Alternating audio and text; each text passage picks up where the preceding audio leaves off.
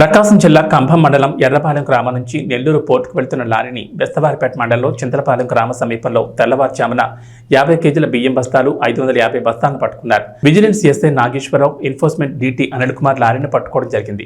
గిద్దలూరు నియోజకవర్గంలో కంభం, బెస్తవారిపేట, అర్ధవీడి మండలాల్లో యథేచ్ఛగా సాగుతున్న పీడీఎస్ రైసు రవాణా అత్తారింటికి వచ్చి వెళ్లినంత స్వేచ్ఛగా వాహనాల్లో తరలిస్తున్నా తెలిసి తెలియనట్లుగా వ్యవహరిస్తున్నారు అధికారులు. ప్రతి గ్రామానికి 1-2 చోట్ల కొన్న రైసు డంప్ చేస్తూ వారంలో ఒకరోజు డంప్ చేసిన రైస్ వాహనాలను ఎక్కిస్తూ రవాణా చేస్తున్నారు రేషన్ మాఫియా.